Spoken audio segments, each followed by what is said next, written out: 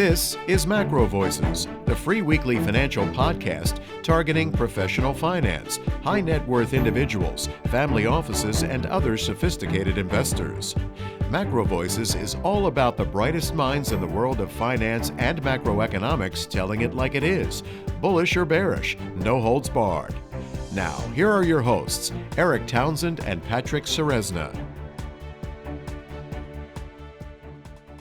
Now let's get to that chart deck. Listeners, you're going to find a download link for the post-game chart deck in your Research Roundup email. If you don't have a Research Roundup email, that means you have not yet registered at MacroVoices.com. Just go to our homepage, MacroVoices.com, and click on the red button over Jim's picture saying, looking for the downloads. Now, Eric, let's jump into crude oil. EIA crude oil inventory was delayed by the holiday this week, so nothing to report there. The market is trying to rally again, but running into resistance at the $80 round number level on WTI. We might be seeing the beginning of a new rally here, but overall, I can't say that I'm super bullish. Barring any geopolitical risk escalations, we've got plenty of OPEC spare capacity, so I don't think there's really a case for $100 oil prices. Well, Eric, finally, we had an attempt for crude oil to rebound. We had a big move back towards $80. It beat the May highs, but it's still failing to beat the 50-day moving average and or follow through on that one up day. But it is an early warning of a potential breakout attempt. And so we're going to watch closely this week going into next week whether or not the bulls can follow through above 80. You can literally use the $80 as a pivot technically.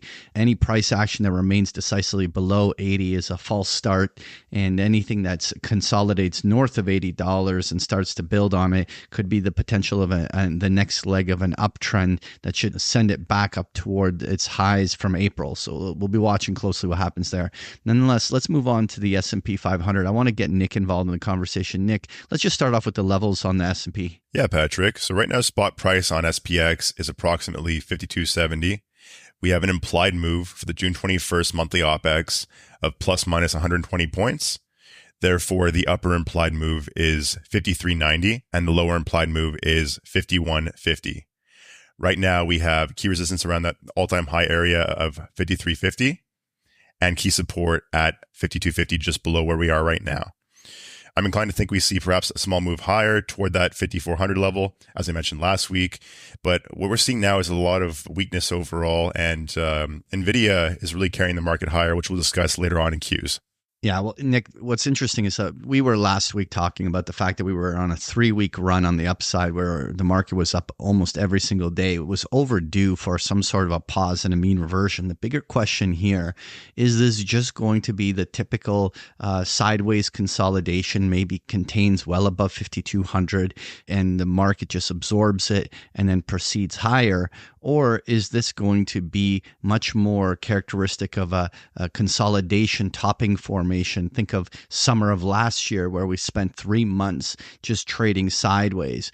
And in this manner, that could often look like a head and shoulders pattern or other technical patterns that associate with topping. If that was the case, we should see a market that breaks back down to the 5,000 level and create much more of a sideways trade range bound market versus that of an uptrending one. Which one will prevail is the puzzle piece we're trying to solve here. I think that as we approach 5,200, we're going to find some very important information as to whether the characteristic of buy on dip from bulls is still there, and whether or not they can turn around and drive another bull impulse north of 5,400. So right now the correction is vulnerable in my mind to testing 5,200, and then we're going to get the really big tell from there. But Nick, what I wanted to touch on was on page 5, I have the S&P 500, the percentage of stocks above their 50-day moving average. And to the point you were just touching on NVIDIA, the interesting thing here is that we continue to see a few of these mega cap names continuing to do all of the work for the returns. The S&P 500, a stone throw away from its all-time highs. But like there was that one report that was saying that 40% of the S&P's gains this year are attributed to NVIDIA. And so you have a scenario scenario where the broader market is just not doing much of the work. And this breadth chart really indicates that. Back in January, we had 90% of stocks trading above their 50-day moving averages. During the last impulse in March, it got to 85%. And this rally that we just had to an all-time new high had only 65% of stocks participating. And with us just like 100 points off the highs, we're already down to 37% of stocks that are above their 50-day, which means that 60+% of securities are actually in a downtrend. And this type of market breadth, and especially the fact it's been divergent, makes me at least suspect that we might end up having a far more boring and trade range bound summer at minimum, and that the upside is probably going to be limited as stocks like Nvidia reach exhaustion points on the upside. Nonetheless, let's move on to the Nasdaq. What levels are you watching? Right now in Q's spot price is approximately 455. We have an implied move for the June 21st monthly OPEX of plus minus 15 points. Therefore, the upper implied move is 470 and the lower implied move is 440. Right now we have key resistance at all-time highs at 460 area and key support just below at 445. As you alluded to with NVIDIA, I see the market going the way NVIDIA goes, essentially. What I've noticed is that over the last week or so after they posted their earnings, we've seen money being sucked out of the other Mag 7 names into NVIDIA. And once NVIDIA turns around to the downside, if it does, we should see perhaps a correction to the downside. That doesn't stop me from thinking that we may see, further upside toward that 470 mark, perhaps even 475. But I do see it as being a massive risk, especially with how much it's gained in the last year or so. Just for perspective, NVIDIA has gained more value in market cap in the last year than the entire value of Amazon. That's pretty mind-blowing overall. Yeah, and to your point there, Nick, what's interesting is a number of these major ETFs are going to have some transitory moments where if NVIDIA passes Apple in market capitalization, there's a market cap rebalancing that some of these ETFs have to make, which would have them net buyers of NVIDIA, net sellers of Apple. And so there's all these types of flow dynamics that are going to be in play, and it'll be really interesting in the summer whether or not that kind of gives NVIDIA one more burst higher, or whether we see the exhaustion point develop. The interesting thing, though, moving on page 7, I just have the Russell, and I probably should have included a chart on the Dow as well. The Dow has been particularly weak and failed to make a higher high, and already has given back almost all of the May rally. But the Russell as well has failed to make a higher high, found substantial resistance along its March highs, and is already distributing. Where we continue to see the lagging in the small caps, as the Nasdaq is doing almost all of the work. And even then, it's really just these mega caps in the Nasdaq, because the broader breadth of the Nasdaq is actually quite weak. And to really illustrate this, I have on page 8 that chart of the Russell over the Nasdaq, just showing the prevailing trend. And basically, it just continues to show that investors that have diversified themselves into small cap names have generally continued to underperform considerably to that of someone who just stays concentrated in the big tech names. And this pattern looks like it's about to break to yet again a lower low. And so really this pattern is just not shifted. It's been going on for years, and it seems to be continuing on for this 2024 year. Yeah, Patrick. Well, what we're seeing with the Russell, I see, is that basically we're seeing concentration in these 7 large names, and over time it's getting more pronounced. That's all I really notice overall. All right, Nick, let's move on to volatility index on page 9.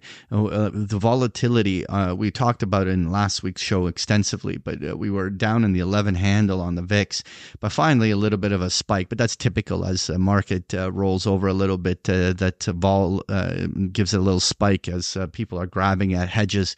What's the levels you're looking at? Yeah, Patrick. So with the VIX at a 14 handle or so, we can expect to see top to bottom moves of about 0.8% intraday. And what I noticed, interestingly enough, is that over the last year or so, with the VIX above or below 15, we've seen in the last half hour of trading an upside move of about 0.42%, 81% of the time, which is pretty crazy to see. This is a stat that I found from Tasty Trade. But right now, overall, I'm seeing that hedges longer term are still very, very cheap. So insurance for a few months out is still very, very cheap. And looking at, for example, Butterfly's 500 points wide, from 5,000 to 4,500 to 4,000, you can buy September OPEX right now for about 25 points or so to make about 475 points, which is pretty awesome asymmetry of risk. Overall, I think looking at insurance past the election might be a wise decision, but when it's this cheap, it's hard to pass up overall, assuming you're protecting a portfolio that correlates largely with S&P. So I wanted to move on to the dollar index, and the dollar index has been upticking. But when you go look currency by currency, we really haven't seen any meaningful breakdowns in the euro or in the pound sterling that really is sounding alarm like the dollar index is about to go. The only thing that continues is that US dollar yen strength, which has made it all the way back to 158. And the big question here is that will we see all of these cross currencies sort of line up at the same time and a general US dollar index rise against all of these cross currencies begin. And while we're just getting back above the 50-day, and this really does look like a consolidation wedge for a bullish continuation pattern, we really want to now watch whether the dollar can follow through bullishly on the upside. And moving on to page 11, we have that gold futures chart. Eric, what are your thoughts here? I doubt the final bottom is in yet for this correction. I said weeks ago that I was surprised we never plunged all the way down to test the 50-day moving average, which at the time was down around 22.50. It's up at 23.15 now, or just over $20 below Wednesday's close. So I think this correction is likely to complete with a proper test of that 50-day moving average in the next few days, somewhere between 23.15 and 23.25. I think that's probably about where the bottom comes in, or at least for now, that's my target for where the bottom might be, or where to add a little bit to my long here at what I think will be the end of this correction as we test that 50-day moving average.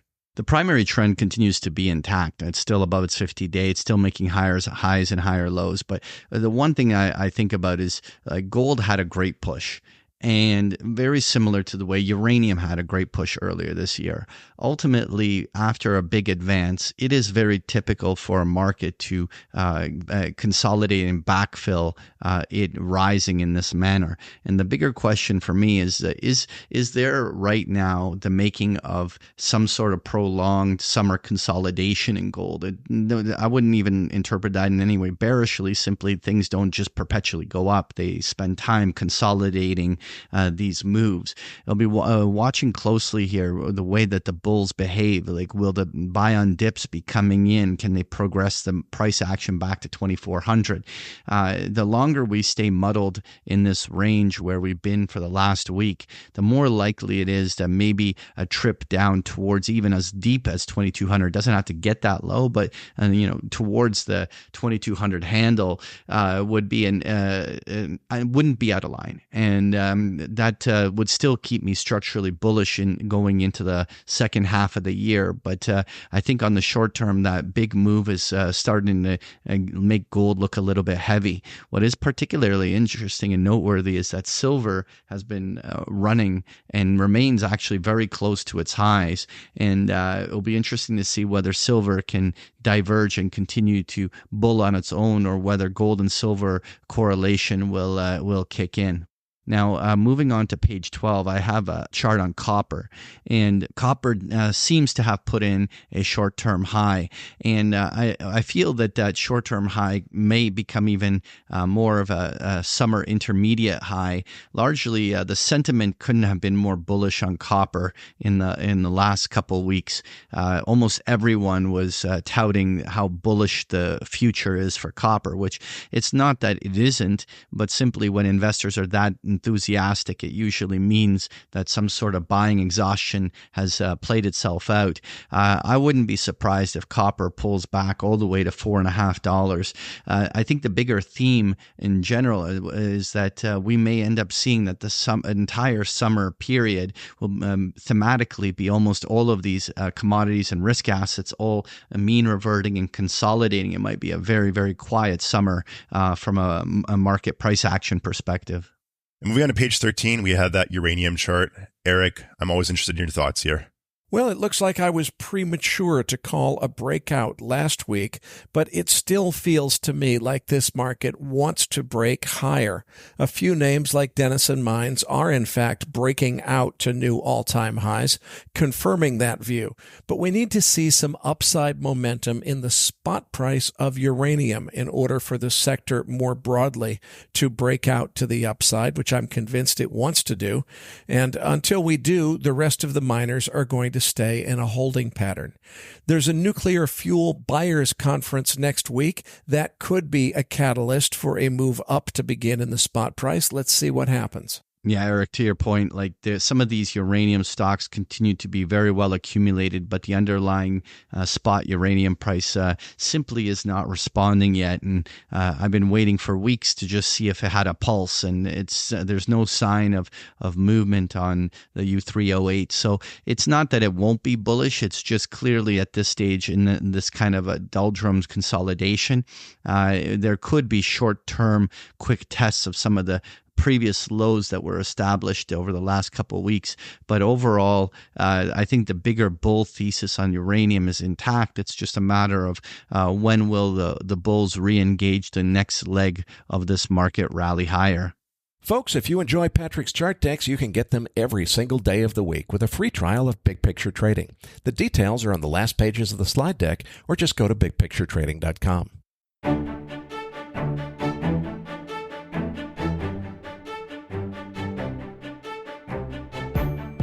That concludes this edition of MacroVoices.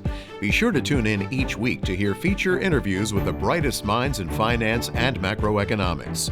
MacroVoices is made possible by sponsorship from BigPictureTrading.com, the Internet's premier source of online education for traders. Please visit BigPictureTrading.com for more information. Please register your free account at MacroVoices.com. Once registered, you'll receive our free weekly Research Roundup email containing links to supporting documents from our featured guests and the very best free financial content our volunteer research team could find on the internet each week. You'll also gain access to our free listener discussion forums and research library. And the more registered users we have, the more we'll be able to recruit high-profile feature interview guests for future programs. So please register your free account today at macrovoices.com if you haven't already. You can subscribe to MacroVoices on iTunes to have MacroVoices automatically delivered to your mobile device each week free of charge. You can email questions for the program to mailbag@macrovoices.com, and we'll answer your questions on the air from time to time in our mailbag segment. MacroVoices is presented for informational and entertainment purposes only. The information presented on MacroVoices should not be construed as investment advice. Always consult a licensed investment professional before making investment decisions. The views and opinions expressed on MacroVoices are those of the participants and do not necessarily reflect those of the show's hosts or sponsors.